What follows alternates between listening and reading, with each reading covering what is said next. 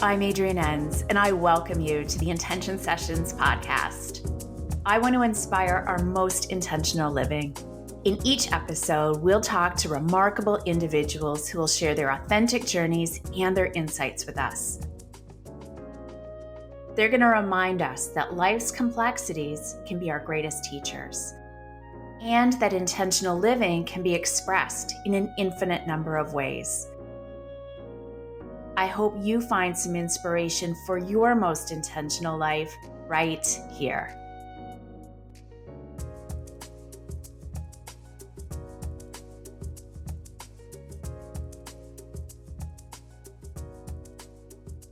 Today on the podcast, we have Tara Greene. Tara is a natural-born psychic who has always remembered her past lives and that we are all multidimensional spiritual beings. She is an internationally regarded intuitive, tarot reader, astrologer, numerologist, women's spirituality and ceremonial workshop leader. She's also a shamanic leader and does dream work. Tara has read for thousands of people worldwide since 1991. Tara writes horoscopes and leads women's spirituality workshops at the Greene Springs Wellness Retreat Center in Bancroft, Ontario. She also hosts workshops in Sedona, Arizona, which is her second home. Tara is a double Sagittarius with Scorpio rising. She loves to connect deeply with others through her work, bringing them into greater awareness and self-empowerment. Tara, I am very excited to have you here. Welcome. Thank you, Adrienne. I'm very excited to be here. Thank you so much for asking me to come on board. Well, I just think everyone's going to be, I've heard you speak and had the experience of having you do readings. And I just thought as we wrap up 2020, and I had heard you talk about 2020 a year ago, I just wanted for you to share all of your wisdom about this year and also, talk about, what 2021 might hold. And then after sort of this macro conversation, how people can use this information in their day-to-day lives. But we'll tackle that later on. So I invite you to start whatever is coming up for you. Okay. Well, do you remember what I said, Adrienne? Actually, it was about a year ago. I just remember I was next to my friend and we were at Greene Springs and right. I think you just said it would be big. Like, I just remember thinking just big shifts, big movement. I don't remember exactly what you said, but just that. Okay. And I just felt more like the significance of it than it was exactly the words you used. So It has been that. Okay. I think I was warning people quite strongly that 2020, most astrologers these days, everybody wants to be uplifted, of course, and, they want to see something positive, but I'm being a double Sagittarius, of course, it's all about the truth.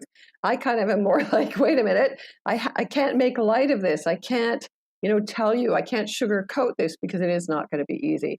So I would rather, that's my personal predilection is give it to me straight, you know what I mean? And yes. That way I can be prepared. Do you know Absolutely. what I mean? So, from an astrological point of view, what people have to understand is astrology is a kind of reading of the planet's motions. We are in synchronicity. There is a quantum connection, but we can't blame the planets, But the more you know, my whole intention has always been about self-awareness, self-knowledge. The more you know, the better you can understand why the world seems to be so crazy insane these days and what's going on in the bigger picture, because astrology is a long reading of planets connecting and their conversations over hundreds and thousands of years. So 2020, from an astrological point of view, was initiated, let's put it that way, by two planets, Saturn, the planet of karma, limitations, obstacles, testing, reality. The old boys club, Saturn is like history. Saturn, each planet governs or rules a sign. Sometimes two planets govern a sign. Saturn is in its home sign of Capricorn right now since 2018. So when a planet is in its own sign, it's like how you feel when you're at home, So Saturn and Pluto, which is still a planet to astrologers, came together on January the 12th at 22 degrees Capricorn They do this every 34, 35 years or so. But, Pluto is the planet of death, of rebirth, of transformation. It's the planet of recycling. It's in Capricorn, where it's been dismantling corporate culture since 2008. Literally, the whole banking, the mortgage thing happened as Pluto entered Capricorn. Okay. So really, from, again, like on the big picture, this is not easy. And also, the planets have been bunched up in a very tight span of the zodiac. The zodiac is like, 12 signs, 360 degrees. They've all been within 120 degrees. So bunched up in like 1/4 of the whole zodiac. So that means there's an intense squeezing or constriction or contraction, right? Sometimes you have to read these symbols very literally. We have been contracted. You know what I mean? People aren't going out. You can't move, So very literally, these two planets, have created this kind of destructive period. And unfortunately, it's very sad and it's hard. And, Tara? there are other symbols that are going on Tara, here. I lost ya. Oh, okay. What do you mean? Like my internet dropped off. Like Oh. I couldn't hear you. Okay, You weren't okay. recording on my end. Okay, So okay. I've fixed it, but Sure. I don't know if this is Okay. retrograde. Mercury retrograde. There you go. Check those technical difficulties. Okay. But we're going to start one more. I'm just going to start fresh. And thank you for your patience, and maybe the planets not aligning for me technically. Well, we are under the Mercury retrograde. This is a perfect example. Expect, snafus and information and, communications devices to screw up while this is happening. So yes. And even then, sometimes best laid plans, just can't compete. Right. So in some sense, we have to surrender. I mean, that's the whole thing about knowing astrology. Like I have to review this again. As we were saying, knowing that 2020 was going to be such a difficult year, a lot of astrologers were prepared ahead of time, So what you want to do is to understand the movements of the planets and how to read the symbols of them so you can understand, okay, this is what's going on. There's a big, long cycle. I'm caught in the middle of the moment here right now, but on a bigger cycle, we can see that there's an evolutionary movement happening. So when you put those two heavy-duty planets together, they came together January the 12th. There was an eclipse the day before as well, at 22 degrees Capricorn, in the sign of big business, of corporate structure. It is a sense of, very literally, a lot of astrologers were seeing it as being a war, but it's been literally the breakdown of culture, of society, of business, of finances, all through this year, and so you can't kind of lighten that up. I am a double Sagittarius, so I kind of insist on telling it straight. I know everybody wants to be uplifted, but really, it's better to know the truth so you can be prepared. Like those of us who knew this was going to happen, we all went out and we stocked up in, in January, right? Yeah. Yeah. So, it has been hard. Of course, it's been very difficult. People are kind of, stressed out and have lost people and mental illness and, suicide and all that kind of stuff. Very stressful. People are not going out to work anymore. They're working from homes. People are moving. People can't travel. We know all of that that's been going on. Now, this has all been kind of part of a longer process. Like I mentioned, we're getting ready. There is an end in sight here and a new beginning, starting December 21st, 2020. Now, that's the winter solstice. That's always been a very sacred gateway in the terms of the world. And it is actually 8 years after the December 21st, 2012, which was considered to be by some, the end of the Mayan calendar and the beginning of a new age. So it's synchronous that, again, that it's happening on the same day 8 years later. So these two planets, Saturn and Jupiter, the planet of expansion and opportunity, the planet of optimism, will come together like they do every 20 years. They come together in a new sign on that date, on the winter solstice at 0 degrees of Aquarius. So they represent, every 20 years used to represent a generation. They initiate a brand new 20-year cycle in a new element, which is Aquarius, which is air, the element of air. I know most people think of Aquarius as the water bearer, but it is the element of air, which means consciousness, thoughts, communications. And so we're seeing a brand new 20-year cycle being initiated, but also it's a much longer cycle.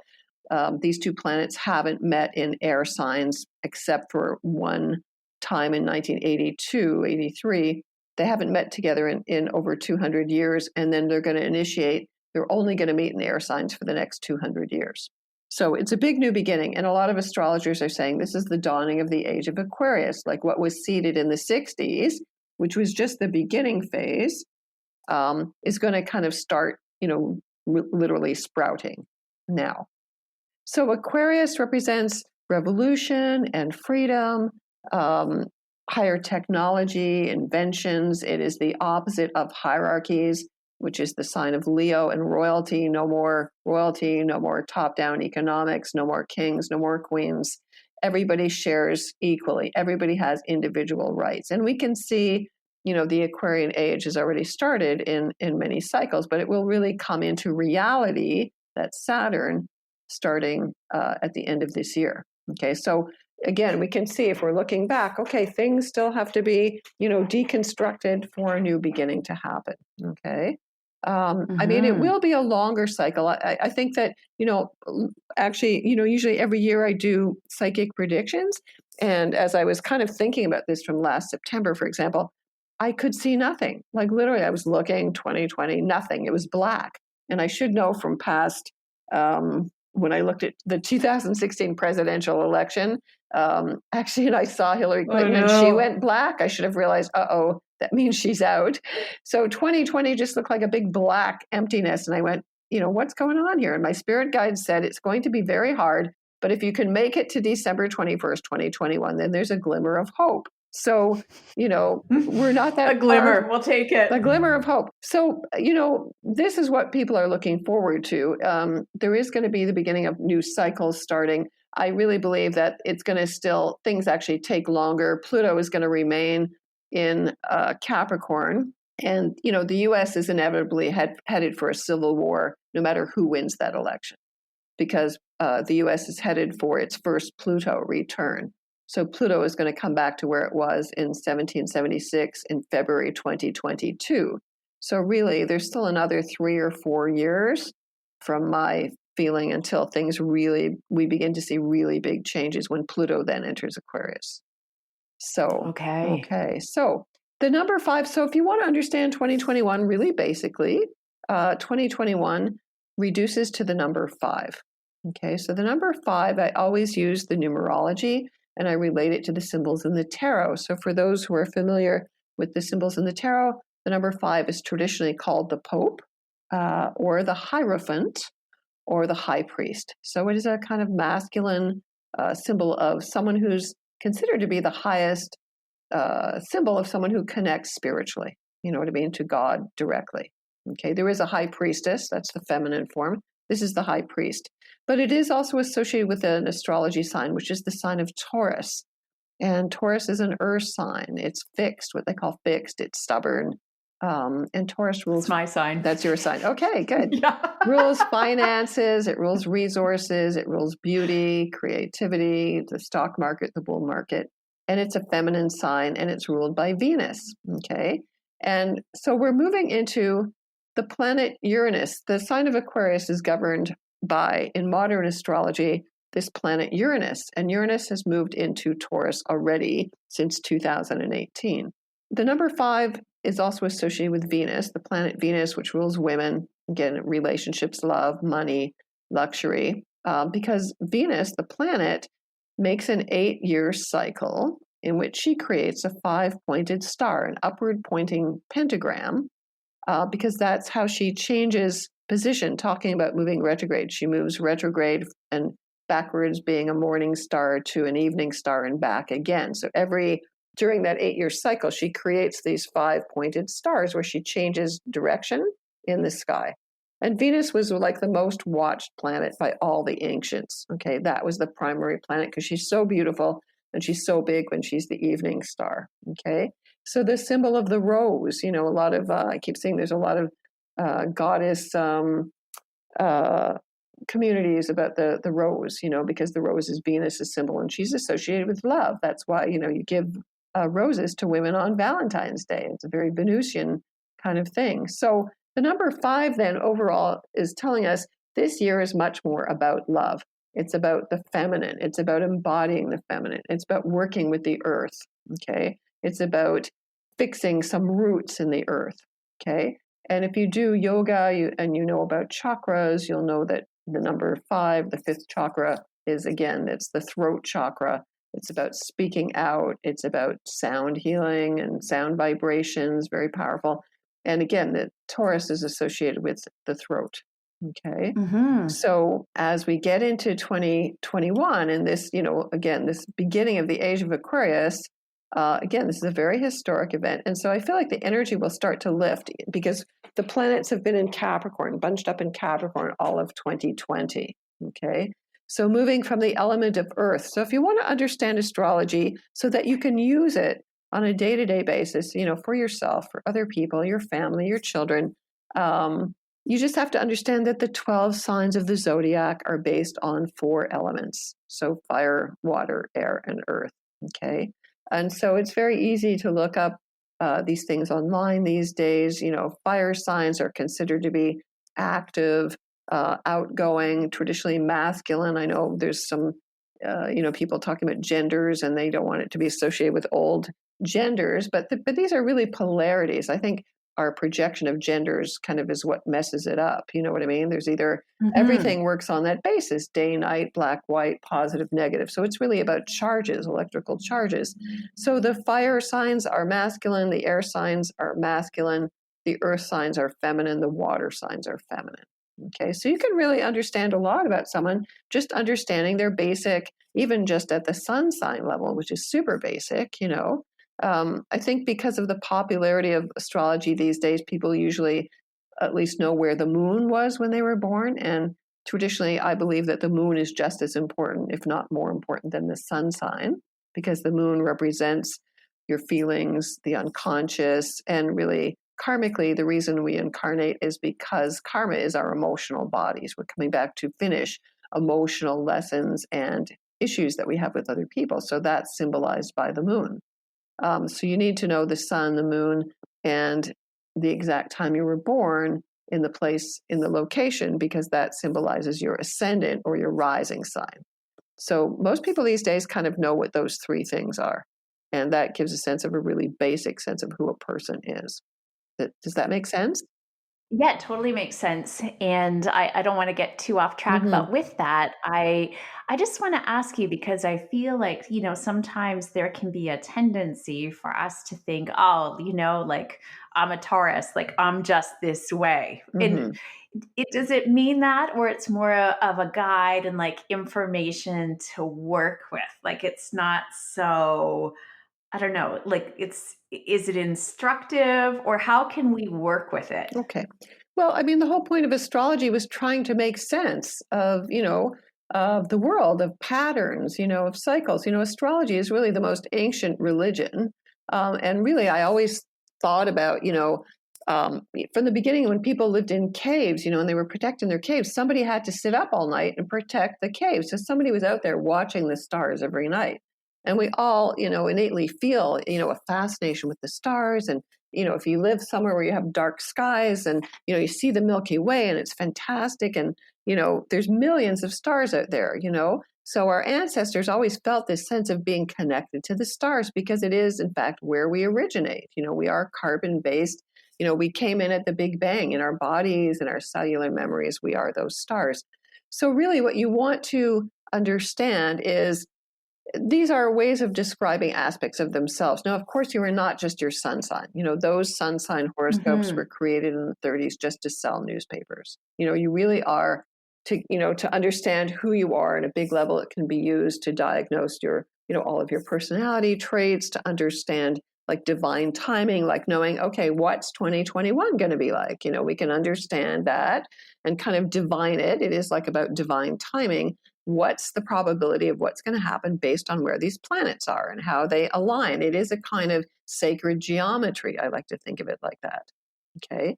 So really it's about understanding ourselves. Modern tropical, this kind of astrology I do is more psychological based. That's a modern, very modern phenomenon. Traditionally, it was used to predict things like when you were going to die or when we should start a war or, Do you know what I mean? We want to understand the destiny of this child. It was much more kind of written in stone. Do you know what I mean? I guess that's where I was going, Yeah. The written in stone versus free will. Yeah. And that's an ongoing, conversation, because I think modern astrologers are going, well, we can't say exactly what's coming in the future. They don't want to be associated with psychics and things like that. And yet for me, because I do both, I see that it's both, that you can use the astrology as a very it is an ancient science. It is at one point astrology, astronomy, and being a doctor were part of the same job description for thousands of years. And there is still a branch of medical astrology. You can diagnose all kinds of ailments, diseases. I consult with women who are trying to get pregnant through astrology. And in India today, it is a legal science. And it's at least 8,000 years old in India. Astrology. Used nonstop. They still use it to arrange marriages. Yeah. So, it is in China, they've had an unbroken, their type of astrology because, the word zodiac means animals. So the Chinese actually kept the constellations in the form of animals. Do you know what I mean? Like, if you know Chinese astrology, you're born in the year of the rooster. So they broke their 12 astrology signs down into animals. So each culture envisions the zodiac through their specific lens, which is another interesting thing. They all see the same constellations, interestingly enough. So the constellations are archetypes or symbols. And in that sense, they're kind of alive. And, what we see here, our modern astrology is based on Greek civilization. So it's related to the Greek myths, which is a way of explaining actually ourselves psychologically and projecting them out into gods and goddesses, which the ancients saw as planets. So there's a real living relationship then with the planets. So when I talk about Pluto or Saturn, I call Saturn a person. Do you know what I mean? It's not just this rock with, rings around it out in space. Do you know what I mean? It's like a real living entity. It represents your father. So if you start to see astrology as this living, breathing symbol, and they come in through their dreams, and if you understand what Saturn means, for example, in terms of alchemy, the symbol of turning lead into gold, literally Saturn, each of the planets have metals associated with them and herbs and oils and all colors and musical notes. And if you really get into this, like a lot of people are, doing rituals on new moons, doing rituals when the planets align, making tinctures, making sigils, making talismans. This is very ancient astrology that's really coming back into vogue at the same time as women are reclaiming this kind of witchy in a very positive way. Do you know what I mean? Mm-hmm. And magic is part of our tradition, going back to a more enriching pagan tradition. This is all kind of bound up in what the ancients did.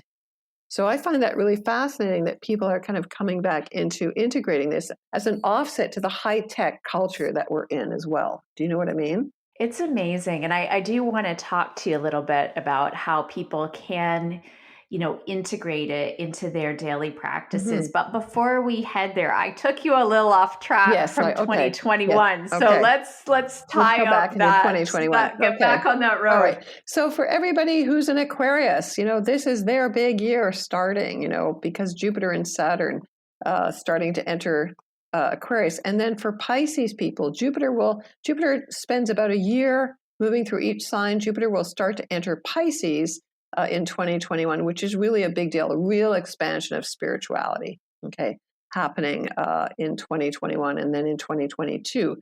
So Saturn will continue to travel through Aquarius for the next 2.5 years. So again, this is just the beginning of a minor cycle here. The last time that there's a less tension between the planets this year than there was in 2020. Aquarius is governed by the planet Uranus, which rules the internet, and that's why we can see everybody's going to continue to work from home. But Saturn is the traditional ruler of Aquarius as well. So these two planets, interestingly, will be squaring off each other, which is interesting. It's like they're having you think about the planets as being fighters in the ring. It's like the old ruler, the old king, kind of versus the new one, very literally. Okay. I love it. So they're going to be fighting off for do we keep the old form going or not? Well, obviously, I don't think so. But the old is not going to want to give up, And of course not. Yeah. And Uranus is in Taurus, which again, a fixed sign, So we're going to see that kind of battle going on a little bit. And the two of these planets kind of square off in February, June, and December. And it's a relatively rare aspect. And the last time it happened was 1999 to 2000, and that was Y2K and the dot-com bust. So, but it's reversed. The planets are in reversed positions right now. But again, it's like, history versus innovation. Okay. And we can see that this is coming already, the old toxic masculinity and, all of that stuff. Women are stepping into their own again with that, especially with the symbol of 2021 being the number 5 and that overall symbol of Venus coming in. Okay. Again, like I mentioned, there will be a civil war in the US inevitably because of Pluto, again, continuing to stay in the latter degrees, the last 10 degrees of Capricorn. I think that as it moves on, it gets more intense, actually, the destruction. So on some level, there is going to be this destruction, but it's also, Pluto in Capricorn usually is associated with fascism. And we can see also those factors rising in the world, okay? That's as a resistance to change, the plutocracy, that sense of control, okay? And as much as people are being very optimistic about Aquarius, it is also associated again with, AI at this point, new technology, surveillance everywhere, EMFs, G5, all of this is very dangerous, people being watched everywhere. So we always have to be on our toes here. It's up to the people to really take back the power. So as much woke as they think they are, it's going to take a lot of collective, people. Yes, they have the internet, they have the tools, but who's in control of that? You know what I mean? Right. So Yes. Do we control it or who does control it? You see what I mean? This is the big deal. So that's why I'm saying it's really important that people are starting to make the shift. They realize that things are changing. But, really collectively, the people have to stand up and take back their rights. So it is like that sense of the old revolutions, the French Revolution, the American Revolution starting up again. Revolutions are not usually pretty. That's the, so people have to use their resources. And also the technology can be used because it's relating to Uranus and Taurus, bringing back the earth, the sense of the environmental destruction. The tools exist already to reclaim water from nothing and free energy and Tesla. And do you know what I mean? Yeah. Like it could be made into this golden age, So that's a very optimistic thing. And liberation for all people, so that's all very good energies here. Most of the planets, the personal planets, Venus and Mars, will not be retrograde. Venus goes retrograde at the end of 2021. So in general, I would say, there is going to be clashes of power, of course. That is a major, factor going on. But in some sense, Aquarius energy is detached. It's air. It's higher consciousness. So it's really about people's consciousness expanding out on a much higher level. It's kind of spacious. And again, that sense of some people are thinking we have to go off planet, So I would think it's just about people really waking up and seeing the big picture, In the tarot, the sign of Aquarius is associated with the symbol number 17, which is called the star. And I always like to think of it as, because it's about cosmic consciousness, it is literally the sign of Aquarius, that it's usually a goddess. In the deck that I use, it's a goddess, and she's in the stars, she's in the cosmos. She has that higher consciousness. She's working with all those expanded, some people work with ETs and intergalactic energies these days, and bringing down that consciousness through the heart down into the earth. So you're just a conduit, so you understand, I'm not just a human being on this planet temporarily. You know what I mean? I'm really this higher consciousness being, and my role is to bring that higher consciousness down, to lift people up, to see that we're all the same, So that, I would say, is to keep that consciousness going, that there will be more collective online meditations going on to shift the reality. We can see that that's going to be a normal part of life. But it is kind of detached. This is the thing, another thing that I find, Uranus and Taurus, I think, is a good thing at this time to remind us that we need to be here in our bodies as well. You know what I mean? That we need to physically connect, as much as there's still this, COVID-19 thing going on. And, whatever you think about it, you have to look, what is the big picture? Where is this taking us here? It's harder for people to be in physical contact. That kind of worries me. Yeah, so like with that, how can people, take this information into their day-to-day living? You've already described a few ways, but I'm curious what else you think where that's concerned. Well, one of the ancient things that, like I was mentioning, that people coming back and learning these ancient tools, working with the cycles of the moon is a really primary way to get in touch with a natural cycle living. I think a lot of people are leaving the city and getting a little bit of land, and when you live outside of the city, you have that sense of nature much more. So following the cycles of the moon really puts you in touch with that lunar consciousness, which is more feminine and more in the unconscious, not having to do with solar consciousness, because we live actually in an artificially created calendar, because all the ancient calendars are lunar based. So the Chinese, the Jewish calendar, the Muslim calendar, those are all still lunar based, and also the Mayan calendars. So most of the traditional Aboriginal people in the world use lunar based calendars. So for example, it's very easy to look at where a new moon is, to follow the new moon cycles. Traditionally, on the new moons, the women would gather together and you would set a new intention on a new moon. Okay. Okay. So on the new moon, when you don't see the moon, traditionally women would go to these moon lodges or the red tent. I don't know if you've read that book, to gather together and to set new intentions from the new moon to the full moon. Okay. So there's like a kind of a 3 days of retreat. Do you know what I mean? Yes. Into that energy. And so then at the full moon, again, you would stop. It's good to begin to create like a little altar space, or just take time out. You're going to meditate at each new moon, at each full moon. And then at the full moon, it's a kind of a fullness or a completion of the last 2 weeks. And then it wanes down again. And so there's this repeated cycle all year. Okay.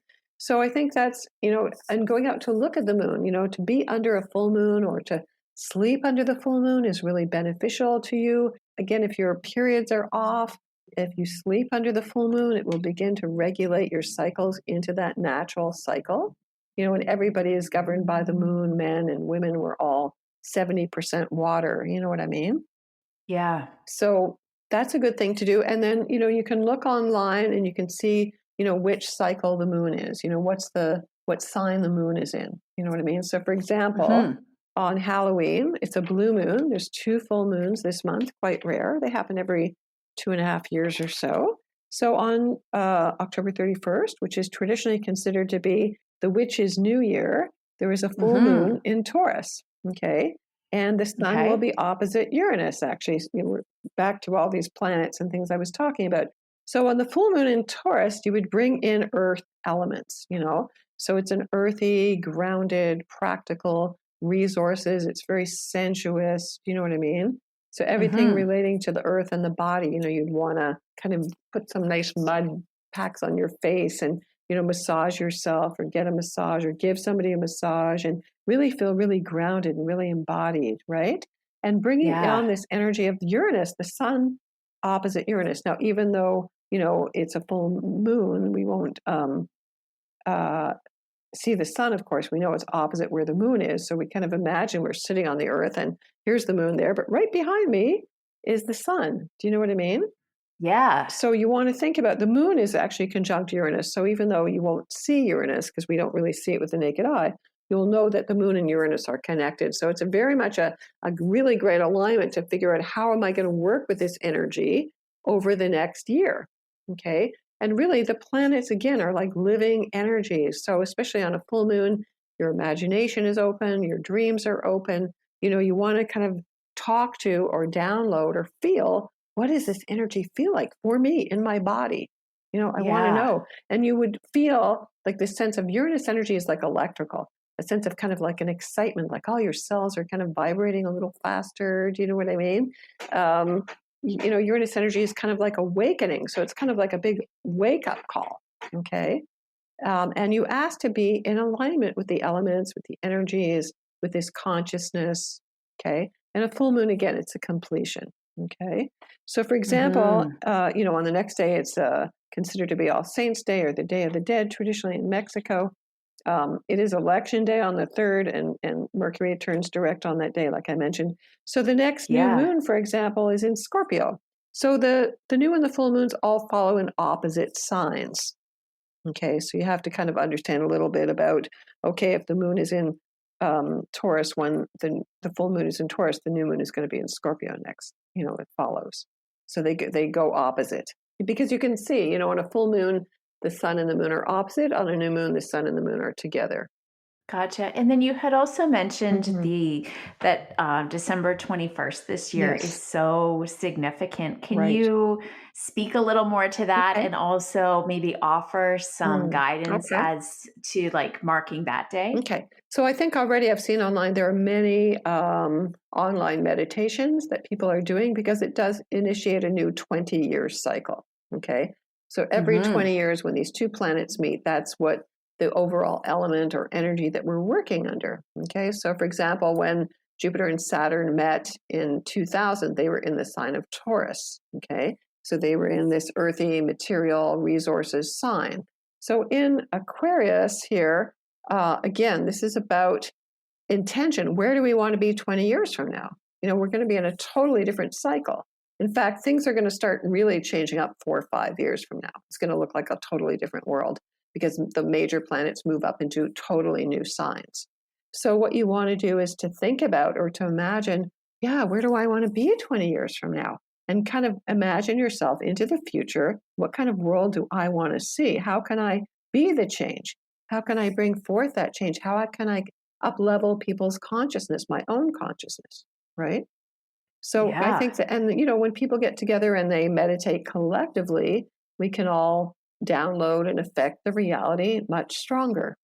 Okay. So what you would want to do personally, you can go to a website called astro.com. I know there's some other ones that are popular, but astro.com is a Swiss site, so it's totally accurate. Okay. And you just type in Yes. for free your birth date, your location, your time of birth. If you don't know your exact time of birth, you can just say unknown. And boom, like that, you'll see your whole astrology chart where all the planets were when you were born. So you would look at, okay, where is 0 degrees Aquarius for me personally? Because I'm talking about, yes, for the collective, there's this whole new beginning, but for each person, it's going to have a different personal effect. So, and it's an interactive site. It's free. You can learn. You'll see, like if you said you're a Taurus, Adrian, what's your Yes. birthday exactly? May 11th, May the 11th. Okay, and what year were you born? 1973. Okay, 1973. I wish I'd gotten your chart here ahead of time. So if you're a Taurus, then let's just say Taurus is the first sign. So you would just say, okay, Taurus is the first sign. So you'd count, Taurus, Gemini, Cancer, Leo, Virgo, Libra, Scorpio, Sag, Cap, Aquarius. That's going to happen in generally my 11th house. My 11th house is working with groups of people, just what you're doing right now, working on the internet. I'm here to expand people's consciousness Yes. here. I have to be able to make some radical changes myself in my life, So just very generally Yes. off the top of my head, do you know what I mean? And it will be different. I'm just writing about it now. I'm just sort of sorting out all the major aspects right now. What's going to happen for me personally? You see what I mean? And then you begin to Yes. understand, oh, okay. And at what time? It's about divine timing. Like, when does this happen? Can I act? Where do I need to put my energy? There will be, I do believe, again, Uranus, this Aquarian age is about cryptocurrencies. There's probably going to be a universal money system, not necessarily Bitcoin, coming in, and a big financial collapse coming as well. I want to mention that because I've been, it's artificially being cropped up right now. So people need to be ready to live much more simpler and closer Hmm. to the earth. And, what do we really value? What is really important to us? I think that's what, the blessings of COVID-19 is, as much as it's been very hard, is to think about, what do we really value? What I mean? What's essential here? People getting back to the land and learning to grow things and being practical and all that. That's very Taurus, hands-on. Do you know what I mean? What can I control Yes. right here and now? So that's one really basic thing on that level. So it's really good at every new moon and full moon to take time out and to meditate. If people do that already, to create a little altar. It can be very simple. You have a little space in your house, or you just clear a little space, you light a candle, you meditate. Again, you would bring in, I would think, all the different elements and aspects of the sign that the moon is in, and gives a sense of timing, you know what I mean? That you're connected to something bigger and grander, and it's always this cycle, it goes over and over again. It changes, but it's always a repeat of the same, you know what I mean? Every year, things are repeating. Well, that's what I was just thinking. I was like, it sounds so obvious, but if, were to have, just to start a really simple practice, if we were only to tie it to the new moon and full moon, what a beautiful place to start for all of the reasons that you've described, but also because it is so cyclical. So, we can try it once and then do it again and just continue to build on it. And as you said, bring in the different aspects each time. Mm-hmm. Yeah. So, and I'm going to start doing this so that people meet in groups, because I think it's important to have this group energy, and you meet online, and, we can certainly feel each other's energy over the internet. It's not like, we are separate, but we're not separate. And I think that's the big lesson about Aquarius, is to realize that we're all connected. We're all interconnected, on a consciousness level. Right. So I think that's important for people to start doing that. And it has become more popular, as well. Yeah. So it's about, seeing a brave new world in a way, like breaking free of the old. Like, it's very inventive. It's very pioneering. We have to be independent. We have to be strong. We have to work together. It's not all about me, me, me. You know what I mean? It's about we. There was this wonderful book years ago by this woman named Doris Lessing, which I loved, and it was considered to be science fiction. And it was there was 5 books in total, and in one of them, it's called the Canopus in Argo series. And Canopus is a big star connected to Sirius, the brightest star in the sky. And in it, it's a story about how these aliens came and seeded life on planet Earth. And they had something which was the acronym. This is before acronyms were really popular, when she wrote this book in like 1979 or something. The acronym was SOWF. And SOWF, or SOF, I guess, meant substance of we feeling.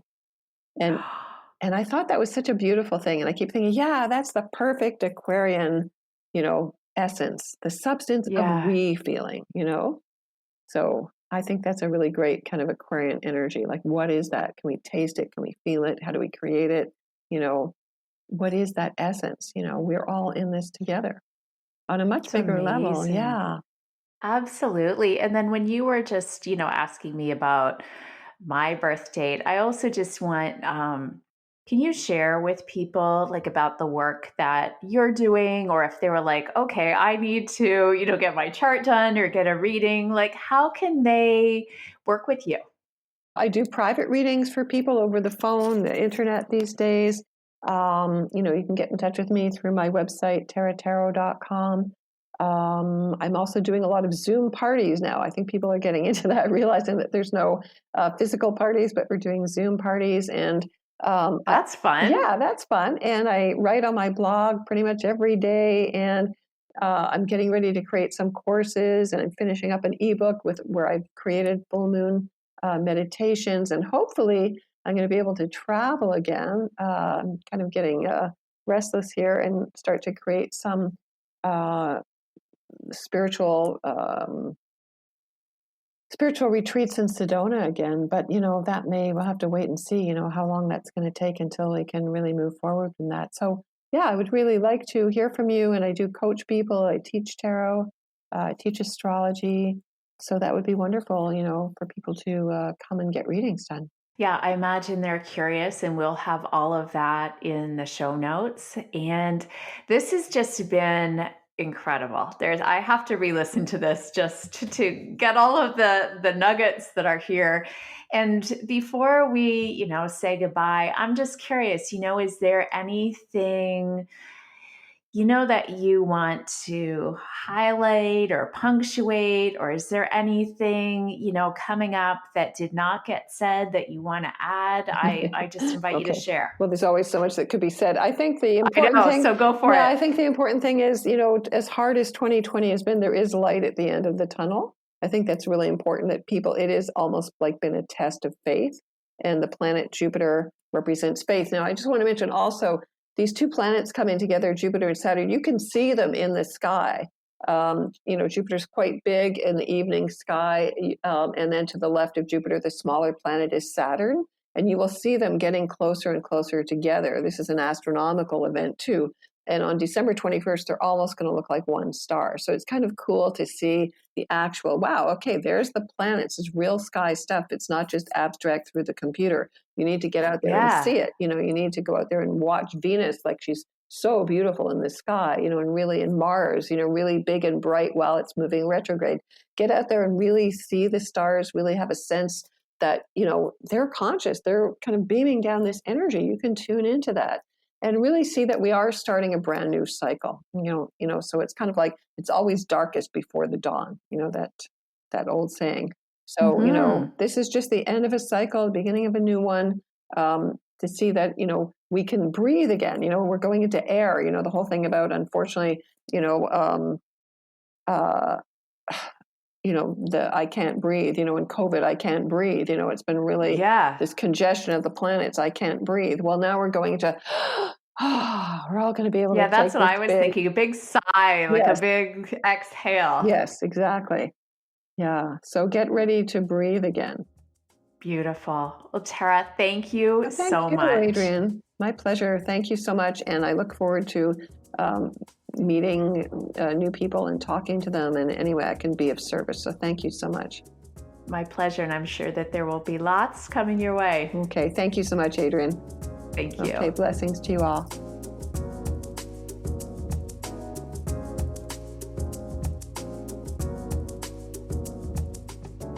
Thank you for listening. May some of the wisdom shared here inspire your most intentional living. For more information about this episode, this podcast, intentional living, and my work in the world, please visit mayyouknowjoy.com. You can also find my May You Know Joy and Seeds of Intention cards there, and my book, Intentional Days. You'll also find details for the Intentional Days membership, where you can gain access to a thriving community of intentional souls and lots of regular inspiration. I've got you covered. Until next time, I wish you great joy and many intentional days.